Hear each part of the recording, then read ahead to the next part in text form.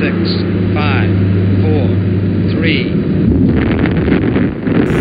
les terriens, j'espère que vous avez passé un excellent Noël. Tout de suite, on regarde les meilleurs moments de SLT saison 10. Et maintenant, voici Tom Villa.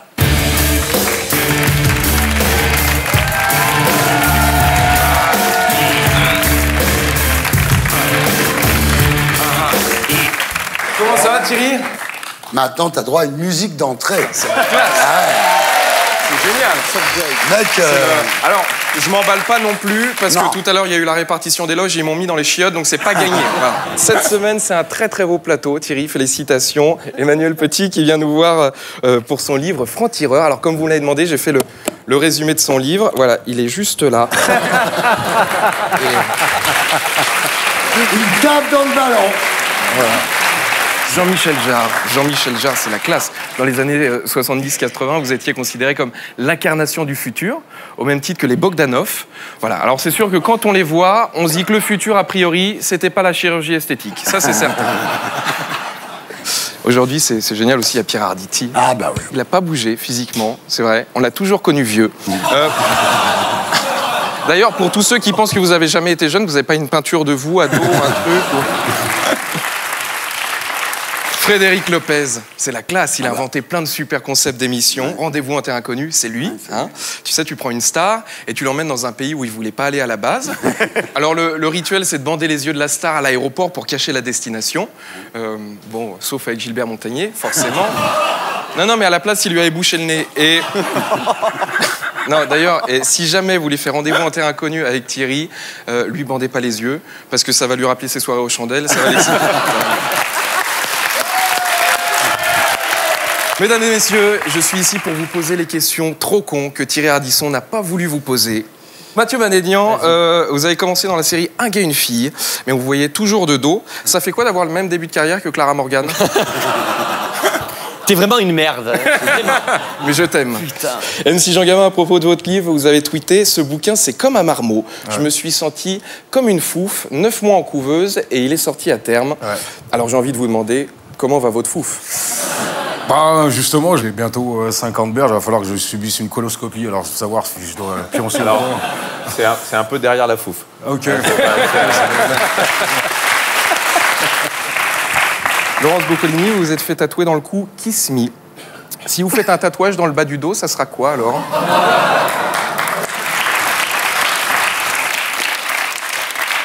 Elle triomphe partout en France. Elle est au top. C'est Florence Foresti.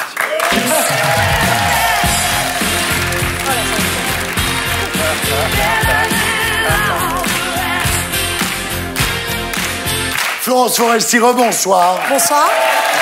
Alors Florence, vous êtes ici ce soir pour nous parler de votre tournée à travers la France et de la sortie du DVD Madame Foresti. Ouais. Vous nous annoncerez également que désormais, vous êtes la maîtresse officielle de... De cérémonie. Oui, de la cérémonie des Césars. Parfait.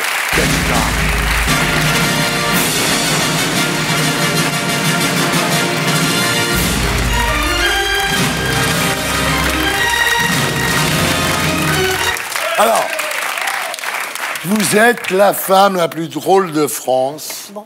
Une sorte de Miss France de l'humour. Non, mais c'est vrai. Alors, vous êtes considérée comme la patronne des filles humoristes en France, la parraine, comme dirait Alexandra Sublet. En gros, c'est votre faute si des dizaines de gamines ont laissé tomber leurs études pour monter sur scène et faire rire avec la pose d'un tampon. C'est de votre faute. Oh non, c'est pas moi qui guide vers ce genre de truc. Hein? Elles veulent vous imiter. Oui. Toutes. Elles vous citent toutes comme leur modèle. Ah bon? Ouais. À part qu'elles sont gaulées comme des putes, ces connasses.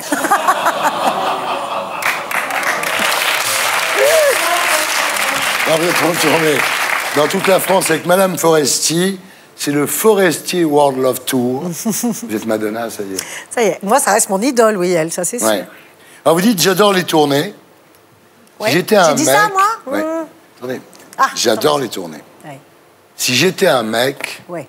j'abuserai du succès.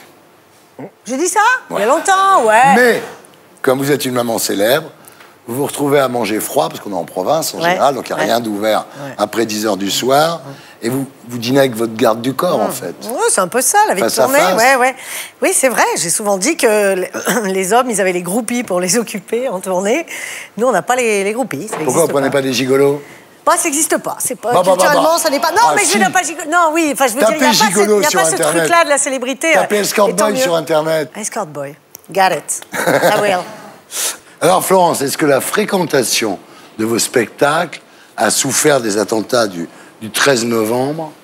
Écoute, les salles sont pleines. C'est l'artiste qui est un peu plus vulnérable. Ouais, bien sûr. Moi, j'ai eu beaucoup de mal. Et pourtant, c'était 5 jours après. Et, 5 jours ou pas, je veux dire, c'était extrêmement difficile. Mais comme le public était là, vraiment, il n'y avait pas d'autre choix que ils m'ont montré un bel exemple, quoi. Eux étaient là, donc il fallait que je le sois. Alors, il y a une lueur d'espoir quand même après ces attentats du 13 novembre. Francis Lalanne n'a pas composé de chansons. Alors, Florence, il y a le DVD Madame Foresti qui est sorti. On regarde à quoi ça ressemble. Je ne reconnais pas, voilà, en tout cas dans ce genre de filles, tu sais, hyper féminines, très séduisantes, tu vois, qui sont capables de dire des trucs genre, putain, chier, quoi. On peut plus foutre un pied en boîte, on se fait draguer, hein,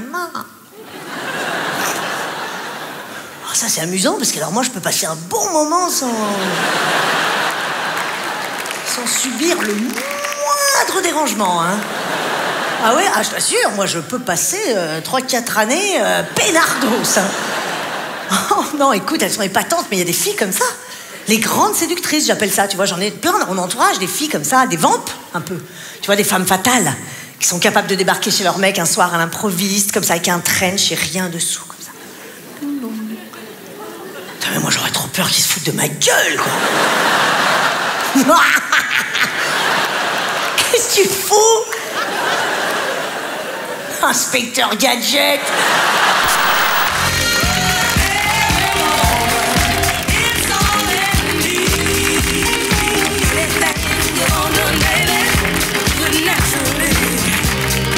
Alors, vous avez déclaré, pour écrire, je dois racler le fond de moi-même et vivre, puisque finalement, je m'inspire de ma vie.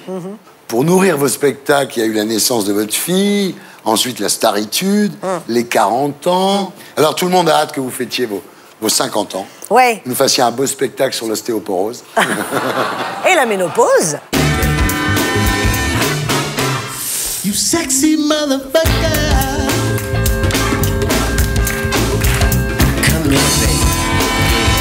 Alors, à part ça, vous allez animer les Césars. Oui.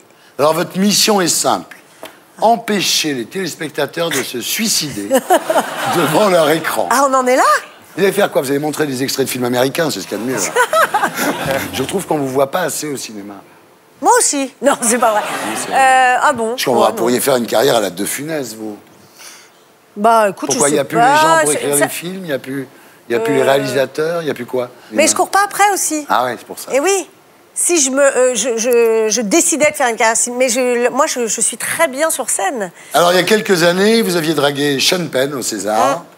Vous lui aviez fait la bise. C'était il y a 3 ans. Vous pensez que s'il a jamais envoyé de texto, c'est qu'il est timide?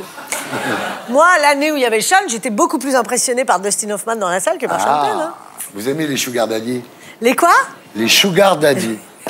Oui, non. C'est une catégorie sur YouPorn. Les sugar daddy. Ah oui, tu vois, je vais pas assez. C'est comme les milfs. Ah ouais? Vous êtes une milf, je suis un sugar daddy. You are a sugar daddy. Alors François, les personnages que vous incarnez vous permettent de composer avec votre schizophrénie, sauf si vous incarnez un schizophrène, évidemment. On va y aller, allez-y, on va voir.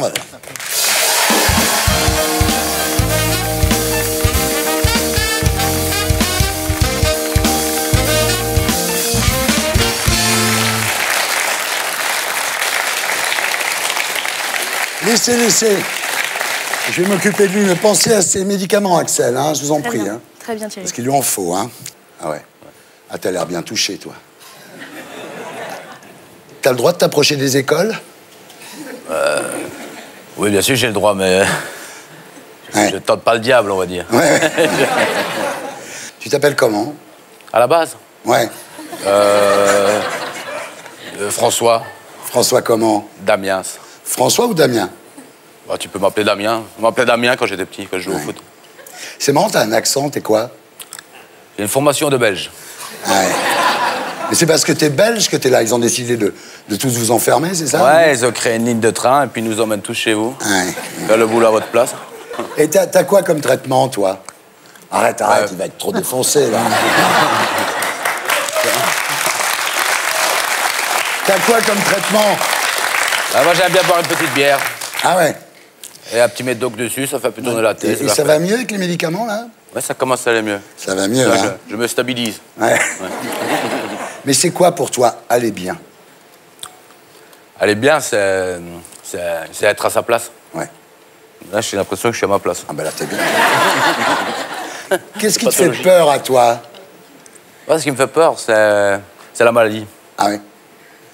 Oui, donc t'as peur. Ouais, je suis tétanisé, là. Il faut être fou pour être acteur, tu crois? Bah, faut être un peu con, je crois. T'es connu, hein, maintenant. Ouais. Ça te rend fou, ça, non? Ouais. Tu parles tout seul, des fois? Ouais, beaucoup. Qu'est-ce que tu dis quand tu parles tout seul? Ouais, je fais des tours en voiture et je me parle. Ah oui, ça, c'est vrai, en plus. Ouais. Tu roules pour rouler. J'ouvre la fenêtre, je me mets un peu en arrière et puis je regarde le paysage qui défile. Tu penses qu'on va te laisser sortir un jour? J'espère, j'aimerais bien prendre l'avion ce soir. Ouais. Ça te dirait qu'on s'évade d'ici, tous les deux? Ah ouais, je passerai bien un petit peu de temps avec Viens, ça. allez, on s'évade. Viens. Allez.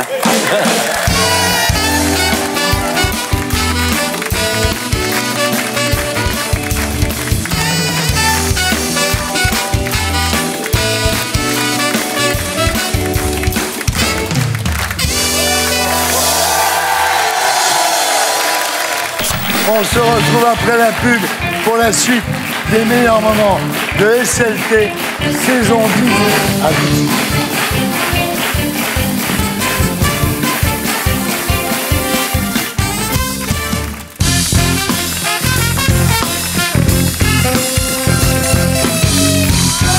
Rebonsoir les terriens, rebonsoir les terriens. On continue avec les meilleurs moments de SLT saison 10.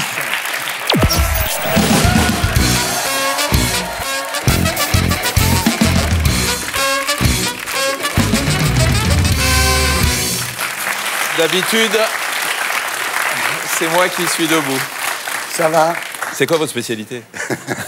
Proctologue. Proctologue. Qu'est-ce qui vous fait mal au cœur, finalement, aujourd'hui, quand vous regardez la télévision? Sérieusement, le manque d'audace et de créativité, le fait que dès qu'il y a un truc qui marche, il est décliné 25 000 fois. Quand on regarde les émissions de cuisine, par exemple, il y en a une qui marche, il y en a 25 000, on ne sait plus ce que c'est, puis ça finit par tuer le sujet. Quelle est la vedette de la télé qui vous donne des boutons? Ah, ça, c'est Nagui, quoi. Ah ouais. Parce que je comprends pas ce qu'il dit. Quand il y a que lui qui comprend ses vannes. Ouais.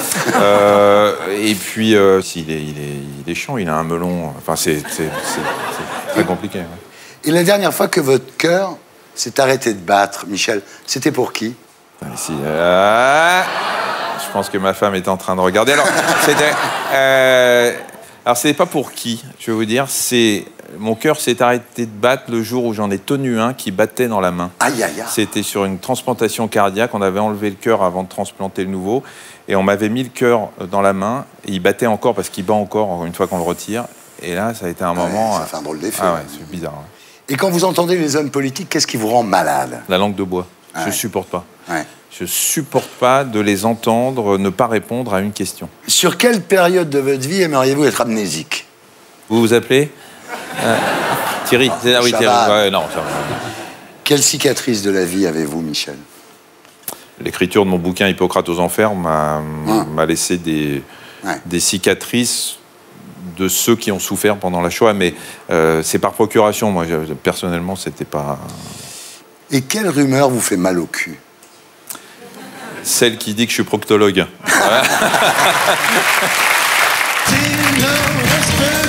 Je ferai celui-là.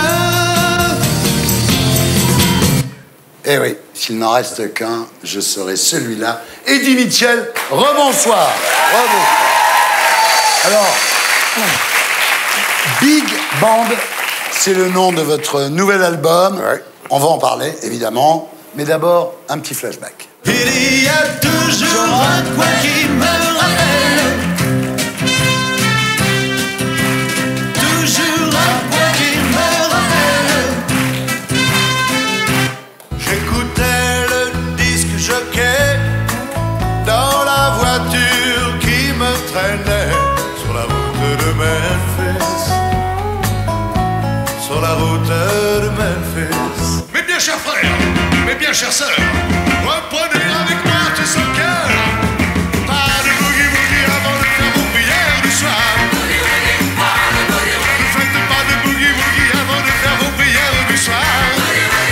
C'était la dernière séquence, c'était la dernière séance, et le rideau sur l'écran est tombé.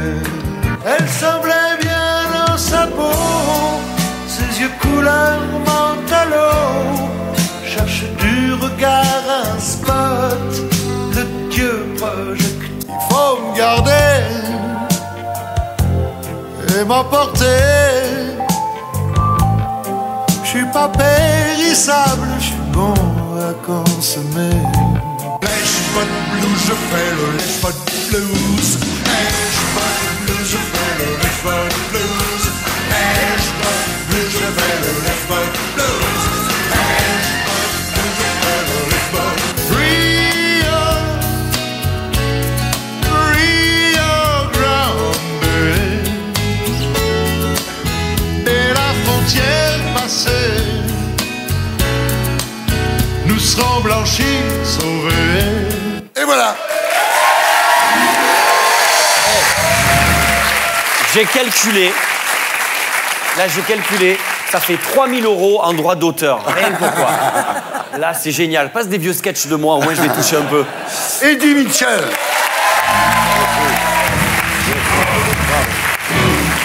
Alors, vous êtes ici ce soir pour nous parler de votre nouvel album qui s'appelle Big Band et de vos concerts au mois de mars au Palais des Sports. Vous avez recommencé, Eddie, à avoir des fourmis dans les jambes. Vous vous êtes dit, à quoi bon passer des heures dans la salle de bain pour se faire une banane si c'est pour regarder des chiffres et des lettres sur France 3? Ah, ça existe encore? Oui. Formidable. Avec un plaid sur les genoux en plus. Bon. Donc vous vous êtes dit, je vais faire un album. Il y a 10 morceaux et 2 reprises. Oui. Hein? On va regarder à quoi ça ressemble. Quelque chose a changé. Quelque chose a bougé.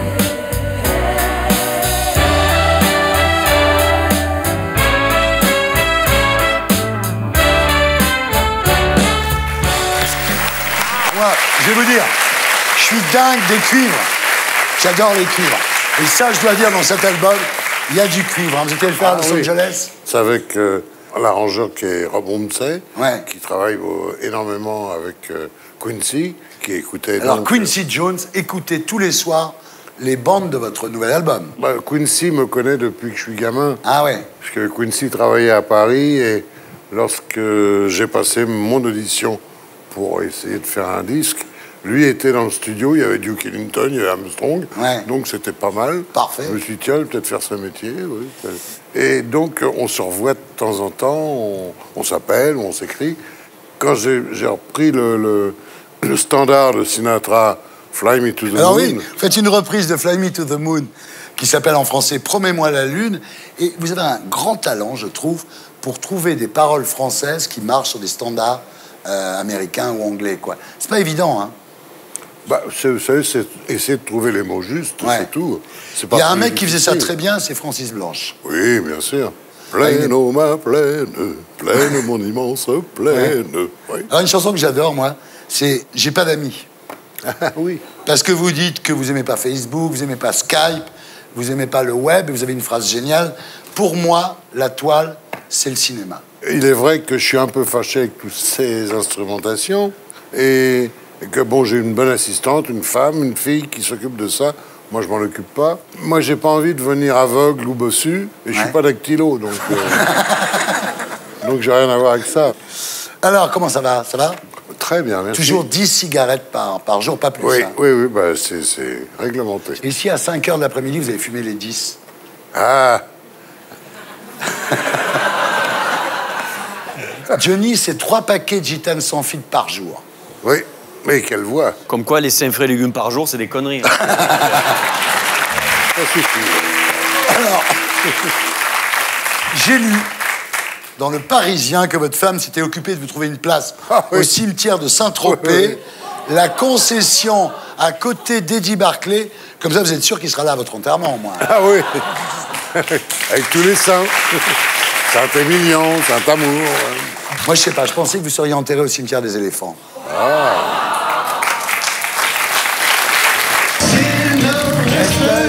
Je serai celui-là. Maintenant, on va faire, attention, une interview choix cornélien.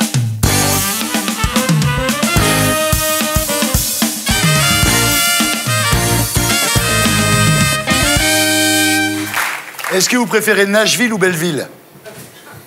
Belleville. Ouais. Est-ce que vous préférez mourir dans votre vomi comme Bon Scott et AC/DC ou mourir d'overdose comme Janis Joplin? Bah, je préfère mourir tout court. Hein, mais... Est-ce que vous préférez arrêter de boire ou arrêter de fumer? Ah. Je préfère arrêter de fumer. Hein. Ah, quand même. Ouais. Quand même. Est-ce que vous préférez Johnny Hallyday ou Michel Sardou? Oh, ça, c'est pas gentil, ça. Je préfère Johnny Sardou. Ah. Est-ce que vous préférez Estelle Hallyday ou Laetitia Hallyday? Ben, pour la cuisine, je préfère Laetitia. D'accord. Non, elle sait tout faire. Hein. Ah oui? Ah oui, non. Il a du pot, Johnny, en fait. Mais oui. Est-ce que vous préférez chanter avec les enfoirés ou subir un contrôle fiscal? Contrôle fiscal. Contrôle fiscal. Est-ce que vous préférez chanter avec Minimati ou subir un toucher rectal? Chanter avec les enfoirés. Est-ce que vous préférez YouTube ou YouPorn? Vous connaissez pas YouPorn? Non. Ben, vous avez tapé YouPorn ce soir, vous allez me remercier. Est-ce que vous préférez Schmoll ou Monsieur Eddy? Oh, Monsieur Eddy. Est-ce que vous préférez Dick Rivers ou Dick Rivers? Je préfère Dick Rivers. Ben voilà!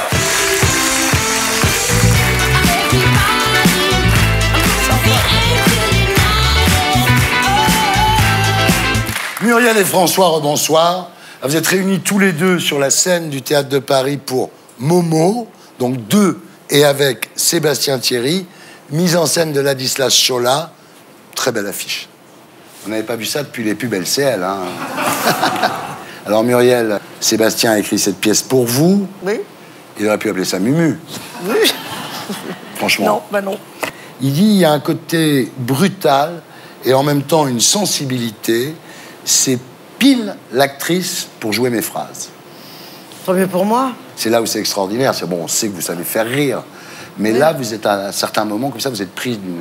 Bah oui, l'histoire fait qu'à un moment, elle bascule. Elle est un peu... elle est très troublée. Elle va... Ça vient remuer des choses en elle. Mais vous avez eu... vous avez été enceinte à un moment, vous avez perdu l'enfant. Oui. Donc ça rejoint quand même des choses très plus personnelles, j'imagine. Parce que c'était un accident, c'était pas une volonté. C'est pas voulu. Non. Moi, j'étais tellement pas au point, j'avais un tel travail à faire sur moi, j'avais tellement... J'étais mon propre enfant, quoi. Il a fallu d'abord que je règle tellement de choses, et quand j'ai réglé, bah, c'était trop tard. Vous pensez pas, Muriel, que l'enfant aurait pu vous sauver la vie, finalement? Exact. Maintenant, je me le dis. Bah ouais. C'est souvent les enfants, et je reprochais, entre guillemets, parce que j'en voulais un peu à la terre entière pendant pas mal de temps, parce que j'étais dans ma souffrance, mais je disais ces femmes qui disaient, mais moi, je vais faire un enfant pour moi, il va me sauver, je trouvais ça dégueulasse. Ouais. Et en même temps, elles avaient peut-être raison, parce que ça met tout d'un coup, peut-être, moi qui avais un tel problème avec la réalité, j'en sors à peine. Ça vous aurait ramené sur Terre, hein, ça c'est sûr. Ouais. Et alors aujourd'hui, vous arrivez à vivre avec tous vos regrets, parce que vous avez beaucoup de regrets, c'est incroyable ça. Il y a votre mère, vous dites, je suis passé à côté de ma relation avec elle. Oui, on est obligé de regretter ça, parce que, voilà, non, on n'est pas obligé de regretter, parce que ma mère, si je pouvais lui parler, je lui dirais, je suis désolée, et je pense qu'elle aussi est désolée. On a fait comme on l'a pu, avec qui on était, et comme, voilà. Il y a un regret du cinéma, ça c'est quand même un truc. Il n'y a pas un regret, il y a une tristesse, mais on ne m'en a pas proposé, quoi, du tout. Vous vouliez être Annie Girardot? C'est très prétentieux. Non, Mais je voulais un peu, je voulais faire rire vous auriez pu être une grande actrice populaire. J'aurais voulu. Oui, il me semblait que. C'est vrai que vous avez essayé quand même. Vous avez déclaré, je me suis fait refaire les dents, je me suis fait refaire les seins, j'ai perdu du poids. Enfin, vous avez vraiment essayé, quoi. Enfin, il me semblait qu'être comédienne et d'être rentrée au premier au conservatoire, ça suffisait. Ouais. J'ai pas fait tout ça pour faire du cinéma, ça c'était normal. Parce que j'ai pas Sharon Stone en sortant dessus tout de suite. Donc, vous voyez, je fais tout pour m'en approcher. Ma foi, j'ai encore du boulot, mais j'ai commencé par les dents et les seins. Très bien. Alors Ahmed, je sais que votre mère a une place très importante dans votre vie et votre carrière. Vous lui devez beaucoup. Ouais. Je vous propose qu'on la fasse venir pour l'interview, là. Ok.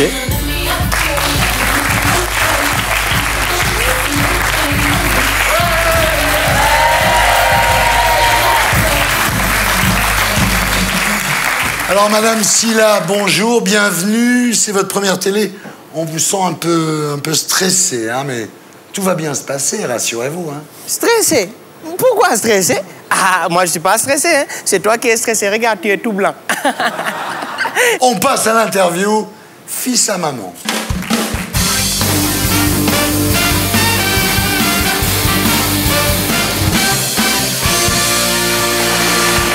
Ahmed, ça vous fait plaisir de vous retrouver assis comme ça, à côté de votre mère? Ouais, c'est mon rayon de soleil. Ah oui? Ah, un rayon. Dans tout le soleil, là, moi, je suis un rayon. Ah, si tu veux être gentil, tu dis la moitié, c'est bien. Ma mère, c'est un demi-soleil. Hein? Là, c'est bien, là, ça réchauffe le cœur. Ahmed, on peut le dire, votre mère a joué un rôle immense dans votre parcours. Vous lui devez énormément. Ouais, moi, je pense que je lui dois tout, ouais. Ouais. Non, c'est bien. Il a bien répondu. Allez, question suivante. C'est quel genre de mère, votre mère? Ma mère, c'est une vraie maman poule.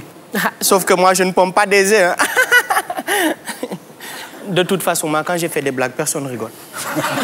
Ahmed, qu'est-ce que vous lui avez jamais dit à votre maman que vous aimeriez lui dire ce soir? J'aimerais lui dire, maman, je t'aime, mais arrête d'essayer de faire des vannes, laisse-moi faire, c'est mon métier.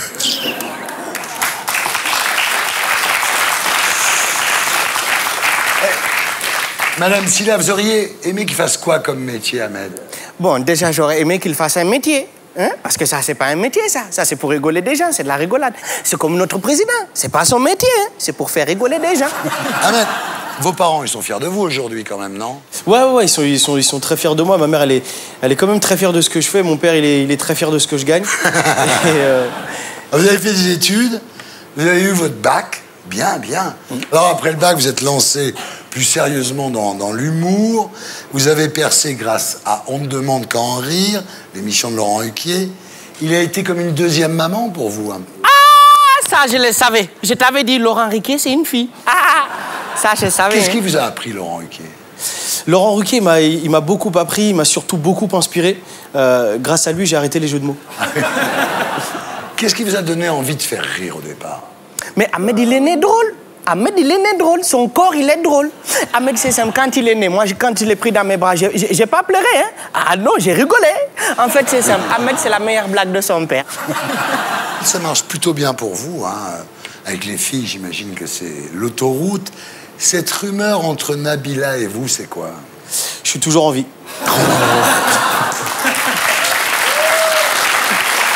Et vous voyez où dans 5 ans? Dans un miroir. De toute façon, moi, quand j'ai fait des blagues, personne ne rigole. En tout cas, Thierry Ardisson, merci beaucoup. C'était excellent. L'émission, les gens, ils sont excellents.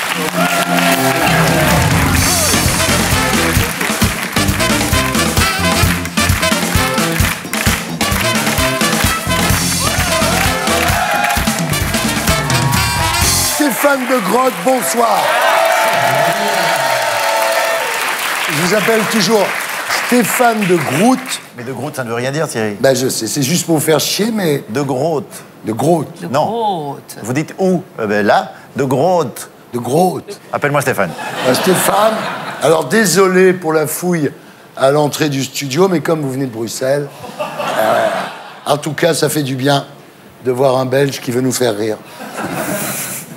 Alors Stéphane, quand vous étiez petit, vous rêviez de devenir pilote de course, auteur, acteur, et aujourd'hui, vous avez réalisé, Stéphane, tous vos rêves d'enfant. Il ne vous manque plus que construire une maison en pain d'épices. Tu aimerais faire un nerve de la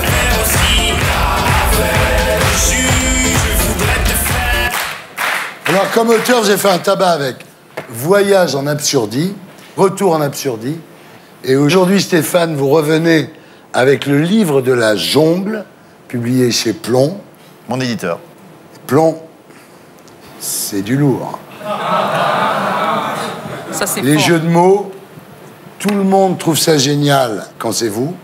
Et quand c'est Ruquier, quand c'est moi, tout le monde trouve ça ringard. Non, mais c'est pas tant des jeux de mots, j'ai l'impression que je joue avec les mots. Ouais. Je sais pas, moi, on parle toujours de Raymond DeVos ou de Pierre Desproges.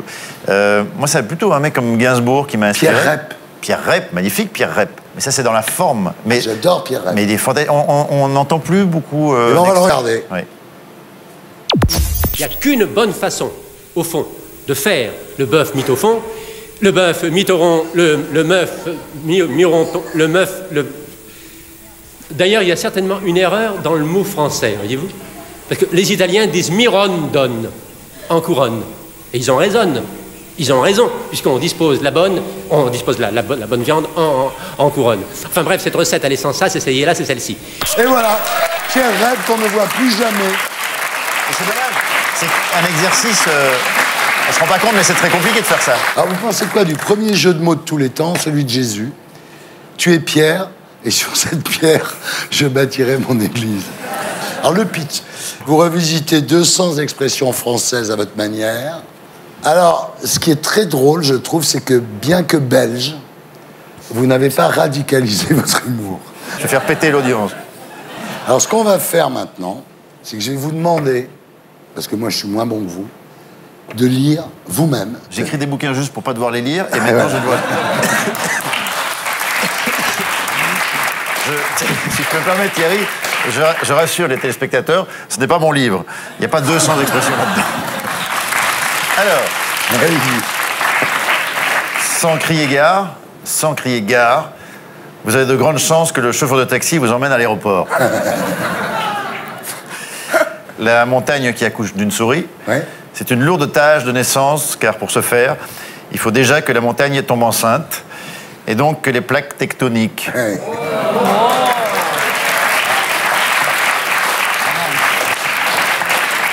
Dormir en chien de fusil. Si votre femme a du chien, qu'elle vous regarde en chien de faïence et se couche en chien de fusil, attendez-vous à un royal câlin.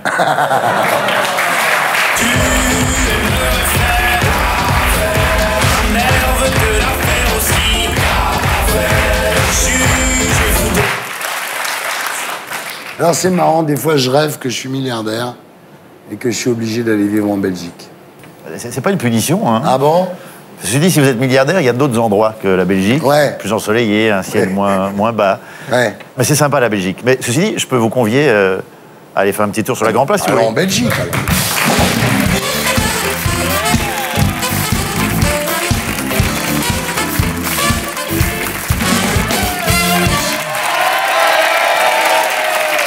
Ça va, Stéphane? Mais ça va super bien. Mangez quoi, là? Des frites, là? Moi, je mange des frites, oui. Oui, parce qu'on nous a dit, nous, les Belges, qu'il fallait manger 5 frites et légumes par jour. Ah oui, d'accord. Donc, le Belge mange des frites. C'est quand même bizarre, un pays dont la statue la plus connue, c'est un petit garçon qui fait pipi dans l'eau. Parce que les Américains, ils ont quand même une femme comme ça, très grande, très belle, qui tient une torche, qui éclaire le monde et tout. Et vous avez un môme qui pisse dans l'eau, quoi. C'est ça, la vraie liberté. Ah. Eux, ils ont la statue, nous, on a la stature. Vous êtes fiers d'être belge? Le Belge n'est pas fier. Ah. C'est pour ça qu'il est belge. C'est un grand avantage du Belge. Oui. Si vous deviez choisir de vivre dans un seul lieu toute votre vie, vous choisiriez la France ou la Belgique? Ça mérite un petit coup de bière, ça. Ouais. C'est très bon, la bière chaude. Et les frites froides, vous avez essayé? C'est bon. Il faut inverser les deux, mettre les frites dans la bière chaude et chauffer les frites froides. Écoutez, je sais pas, moi j'inventerais un territoire entre les deux qui s'appellerait la Frangique. Ouais. À part le mac and peas, il y a d'autres trucs à voir en Belgique? Il y a la Jeanne Peas. Ah. Il y a une femme qui s'accroupit pour faire pipi. Ah ouais. Comme la Peas. Et c'est où ça? C'est pas loin de la Grand Place. Il y a les pissotières, donc il y a le petit garçon et la petite fille. Mais est-ce qu'en Belgique, on peut visiter la maison de Philippe Gueluc? Ah, Bah, si vous n'êtes pas chien avec lui, je pense qu'il vous fera visiter sa maison. Est-ce qu'on peut visiter Adamo? Mais comme tous les monuments. Ouais. Ah ouais. Vous avez connu le temps où Bruxelles bruxelait? Ah, mais vous me parlez de la Belgique, là.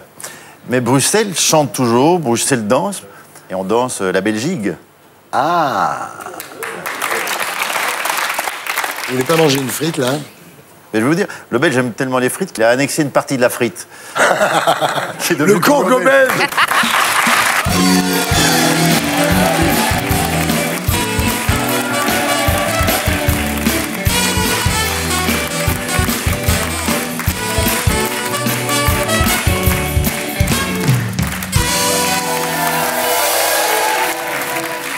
Et voilà, on se retrouve après la pub pour la suite des meilleurs moments de SLT saison 10.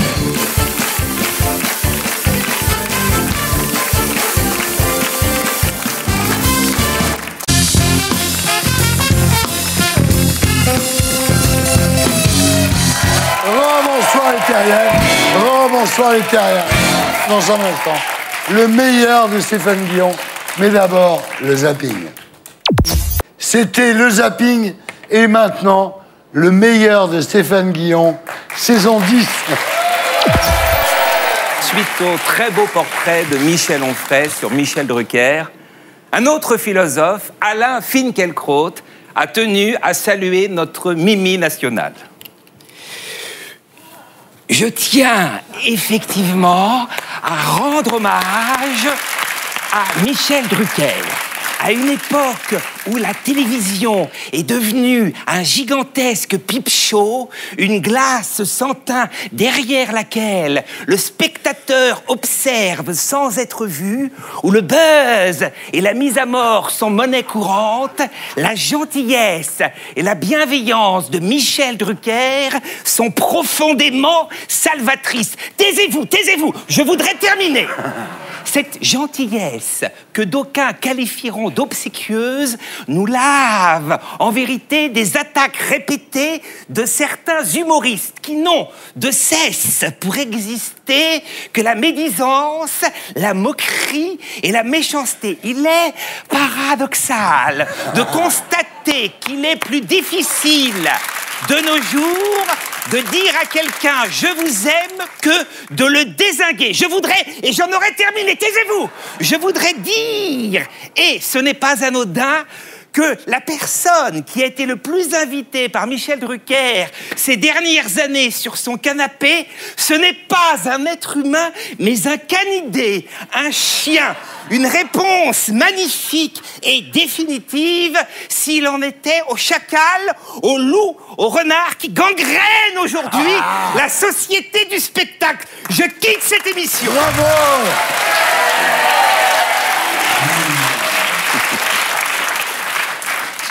Le député républicain Yves Nicolin accepte d'accueillir des migrants uniquement s'ils sont chrétiens. Bah oui, c'est ça la solution. Pour que ça marche, il faut que les hommes politiques accueillent des migrants qui correspondent à leurs idées. Rachida Dati, lui faut des migrants élégants, Louboutin, Hermès, et qui font pas chier, qui posent pas de questions. Fleur Pellerin, des migrants incultes, qui connaissent pas Modiano. Bah sinon elle est perdue. Marine Le Pen, des migrants français de souche.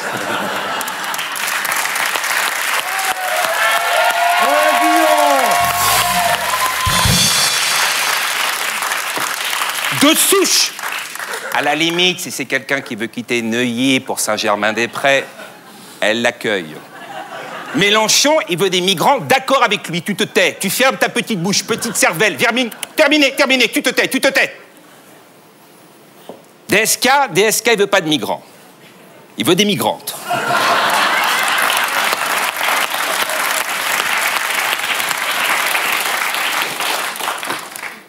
Je veux des migrantes, Thierry Alisson.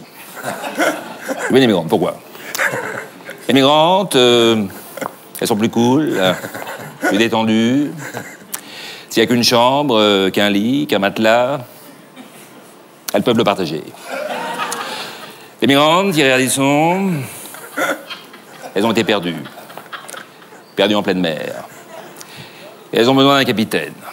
Capitaine qui les aide, qui les guide et qui les soulage. Elles ont besoin d'un mât. D'un mât dur, tirer des sons. Pas dur. Auquel s'arrimer, s'abandonner, se raccrocher.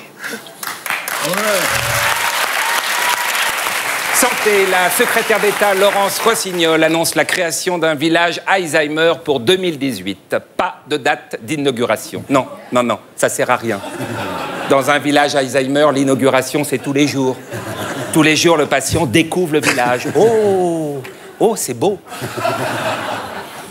Un village Alzheimer, c'est hyper simple. Une seule rue, un seul restaurant avec le même menu et un seul cinéma qui passe toujours le même film. Jamais de déficit. Chaque semaine, le maire envoie une taxe d'habitation aux malades qui renvoie un chèque.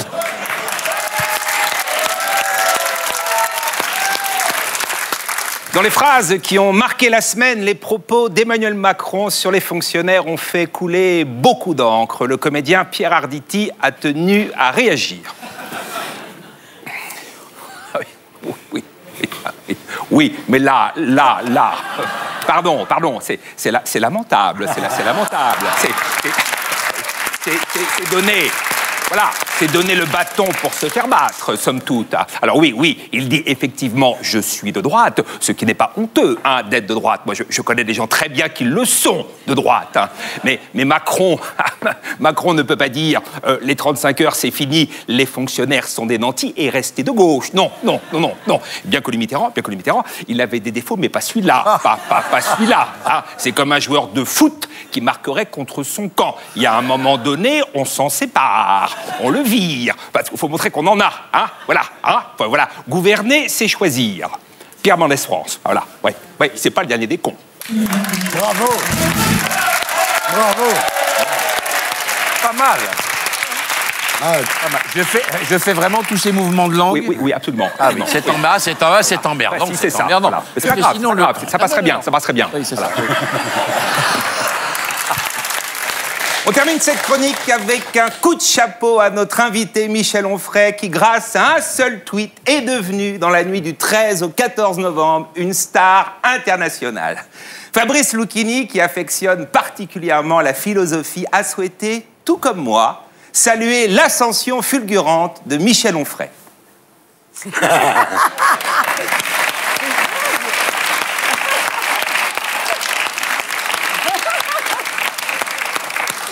Michel Onfray, star de Daesh.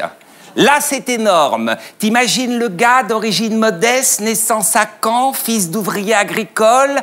En 75, il travaille dans une fromagerie, il enchaîne les petits boulots, il galère pas mal, et peu à peu, il s'en sort. Pigiste à Ouest France, prof de philo, ça commence à sourire. Le gars est brillant, beau parleur, on l'invite chez Ruquier. Quelques succès de librairie, l'art de jouir. Cosmos, politique du rebelle, l'immense politique du rebelle. Et là,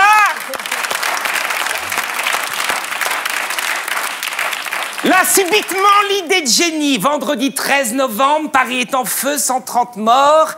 Les mômes fusillés en terrasse sont encore tièdes. Onfray tweet en pleine nuit. La philosophie de comptoir, tu tweets, tu réfléchis après. Onfray balance la purée.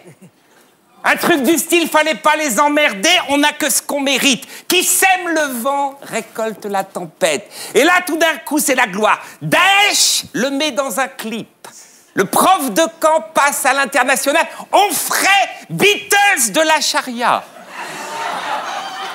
Tu le vois dans le clip habillé en noir comme les autres, mais comme il a des lunettes, tu sais que c'est lui l'intello. Onfray, star de Daesh, c'est énorme.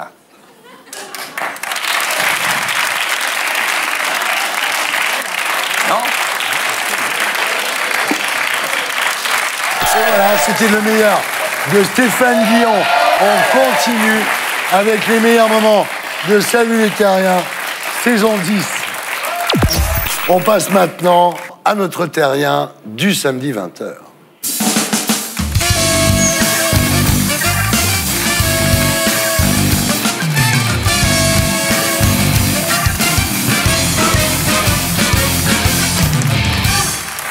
Alain Robert, rebonsoir. Bonsoir. Vous êtes né le 7 août 1962 à Digoin, en Saône-et-Loire. Votre père était un ancien sergent-chef de l'armée de l'air à Oran, devenu commercial dans les télécoms en métropole à son arrivée. Votre mère était secrétaire en Algérie et en France, elle est devenue femme au foyer. La famille s'installe à Valence, dans la Drôme. Et alors, bizarrement, enfant, vous êtes vraiment un trouillard. La nuit, vous rêvez que vous tombez sans fin dans un gouffre noir et vos cris vous réveillent. C'est peut-être aussi ce qui m'a donné envie de faire complètement l'opposé, de partir justement sur les chemins verticaux. C'est fou, étant enfant, vous aviez peur du vide. J'étais complètement paralysé, tétanisé. Alors, le deuxième problème quand vous êtes enfant, c'est que vous ne mangez rien. Évidemment, votre développement physiologique en prend un coup. Et partout où vous allez, vous êtes le petit, quoi. Bah, je suis toujours pas très grand. Hein. Alors, troisième problème, l'école. Vous êtes gaucher et vous écrivez de droite à gauche. Alors ça, c'est encore plus rare. Pour vous rééduquer, on vous attache la main gauche dans le dos. Et là, vous devenez parfaitement ambidextre, ce qui sera utile par la suite, c'est évident. C'est très pratique. Voilà, et puis un dimanche après-midi, vous regardez un film américain tiré du roman d'Henri Troyat, La neige en deuil. C'est l'histoire de deux frères qui entreprennent une expédition en haute montagne vers l'épave d'un avion. L'aîné veut retrouver des rescapés, l'autre veut détrousser les cadavres. Et ce film vous ouvre les yeux sur la montagne. Disons que moi, quand j'étais môme, je pensais au départ, je voulais faire quelque chose un petit peu dans l'esprit de Zorro, Robin des Bois, alors que là, grimper des montagnes, ça semblait davantage à portée de main. Vers l'âge de 10 ans, vous êtes envoyé en colonie de vacances, mais évidemment avec le groupe des plus petits. Et là, vous décidez de vous échapper vers le haut, ça commence. Vous allez vous asseoir sur le toit et vous regardez tout ça très calmement. Donc très jeune, vous prenez de la hauteur. J'avais quand même envie de me prouver à moi-même que je pouvais faire quelque chose avec ma vie, avec la verticale. Alors, au retour de la colo, votre père a été victime d'un infarctus du myocarde. Votre mère est à son chevet, à l'hôpital. Et là, vous devez vous débrouiller tout seul. Et un jour, vous partez au collège en oubliant les clés. Alors, au retour, évidemment, vous décidez d'escalader la façade, 7 étages. J'étais un petit peu dans l'urgence, dans l'obligation. Et puis, je me suis dit, allez, t'y vas. Et je me suis lancé. Puis je suis arrivé en vie au sommet. Plus jamais, je me suis dit, tu seras incapable de grimper. Alors, à 15 ans, vous grimpez les falaises du Vercors. Vous faites 400 mètres quand même en solo intégral, sans la moindre sécurité. Vous dites, je préfère l'indépendance à l'assurance. Je me sentais en sécurité de tenir des aspérités plus ou moins grosses. Et puis, finalement, ne plus réellement avoir confiance au matériel. Alors, votre premier accident, en fait, vous faites du ski hors piste. Vous tombez sur une plaque de glace. À l'hôpital, les toubibs vous révèlent que vous êtes épileptique. Et le mec vous dit que là, l'escalade, vous pouvez dire adieu, hein, c'est fini pour vous. C'est ça, c'était pas une très bonne nouvelle. Donc, je savais pas exactement ce que c'était l'épilepsie. Mais bon, fallait essayer de faire avec. Mais rien ne vous arrête. Hein. En 1982, vous décidez de grimper la mythique falaise ardéchoise, l'abominable Homme des Doigts, en solo intégral, donc c'est-à-dire sans corde. Hein. Ce n'est pas un sport, vous dites, c'est une ascèse qui m'est devenue vitale. Oui, c'est devenu, je veux dire, je me suis tellement battu, je veux dire, de l'âge du petit gamin que j'étais, qui avait peur de tout, qui avait peur du vide, et finalement, de me retrouver là, c'est devenu un mode de vie, c'est toute ma vie, en fait. Vous faites une chute de 20 mètres, vous tombez tête première sur une dalle rocheuse. Le bilan, c'est 1 semaine de coma, la peau déchirée, les veines tranchées, les os du bassin, des genoux, des coudes, des poignets en miettes. Et le toubib vous dit, dans votre cas, on ne parle pas de fracture, mais de fracas osseux. Quand même, la première chose qui m'est venue à l'esprit, c'est que je lui ai demandé quand est-ce que je pourrais regrimper. Effectivement, quelques semaines plus tard, vous signez une décharge pour quitter l'hôpital et rentrer chez vous. Vous avez décidé de reprendre l'escalade. Alors, vous installez une barre de traction dans le chambrol d'une porte et bientôt, vous faites 700 tractions en 1 heure. Et en 2 ans, vous devenez une sorte de surhomme, mais avec 3 doigts hors d'usage quand même. Hein. C'est exact, à cause d'une aire cubitale sectionnée. Votre corps est devenu si puissant que vous arrivez à faire des tractions avec un seul doigt.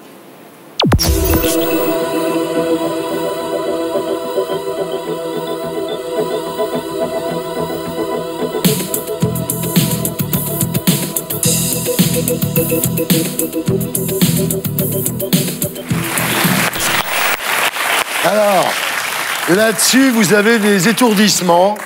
Vous allez voir un ORL qui vous dit bah, votre accident vous a détruit l'oreille interne et vous allez avoir de violents vertiges toute votre vie. Vous avez trouvé une antidote, hein, un mantra. Le mantra, c'est de répéter sans cesse « J'ai confiance en moi et je réussis tout ce que j'entreprends. J'ai confiance en moi et je réussis tout ce que j'entreprends. J'ai confiance en moi et je réussis tout ce que j'entreprends. » Apparemment, ça marche. Ça a l'air de marcher. Hein. En 1986, donc, vous escaladez l'abominable Homme des Doigts, là vous étiez tombé, en solo intégral. Et en 1994, vous escaladez la tour Citigroup à Chicago, 187 mètres. Alors, première difficulté, monter le plus rapidement possible pendant les 60 premiers mètres, parce que 60 mètres, c'est la hauteur maximum d'une échelle de pompier. Donc, une fois que vous êtes au-dessus de 60 mètres, ils ne peuvent plus vous rattraper, quoi. Il m'avait dit, pour les pompiers, il leur faut à peu près 2 minutes. Ouais. Tu as 2 minutes pour être à 60 mètres. Ouais. Deuxième difficulté, la surface vitrée. Parce que là, c'est pas de la roche, il n'y a pas d'aspérité, ça glisse. Vous vous accrochez où? Bah, les cadres qu'il y a autour des vitres, parfois il y a des fissures, parfois il n'y a pas grand-chose, il y a juste des petites aspérités, des petites réglettes. Mais ça vous est déjà arrivé quand vous montez à un moment de plus rien trouver pour vous accrocher?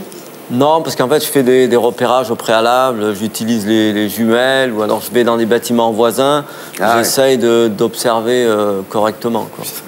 Mais là, vous découvrez une autre adrénaline, une fois que vous êtes en haut, vous découvrez la jungle d'acier et de verre avec les gratte-ciel qui jaillissent comme ça. Il y a un terrain de jeu potentiel qui s'offre, et en fait, on le retrouve partout, hein, de Mexico City, en passant par les États-Unis ou la Chine.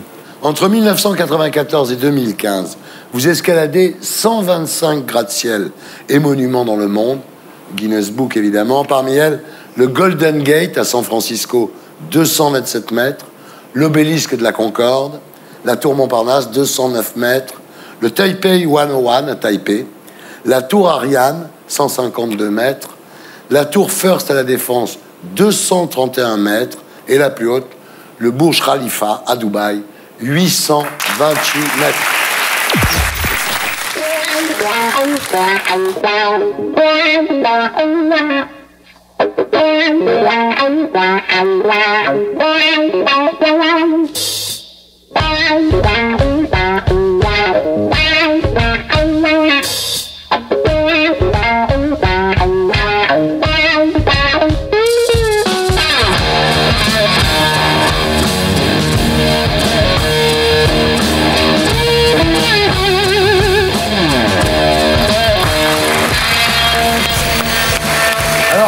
Ce qui est drôle, c'est que quand les flics vous arrêtent, vous vous retrouvez en tôle, et là, en fait, vous snobez les autres prisonniers parce que vous faites 40 pompes sur un bras, donc tous les caïds sont évidemment très admiratifs, et on vous appelle Little Schwarzy.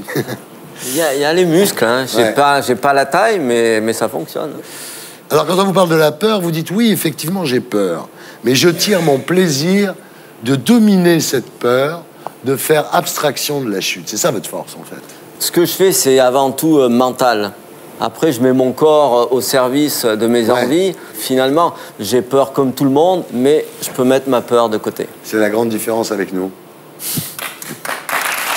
Alors, ce qui est extraordinaire, c'est que la sécurité sociale vous considère comme invalide à 66%. Mais évidemment, pour toucher cette pension d'invalidité, il faut être sans activité. Et être sans activité, c'est pas possible pour Spider-Man. C'est totalement impossible. Donc j'ai toujours préféré ne pas avoir d'argent alloué par le gouvernement français et vivre de ma passion. Spider-Man, Spider-Man, does whatever Spider-Man spins the web anytime. Just run like a look out. Here comes Spider-Man. Voilà, C'était le meilleur moment de SLT saison 10. On se retrouve la semaine prochaine. Salut les terriens.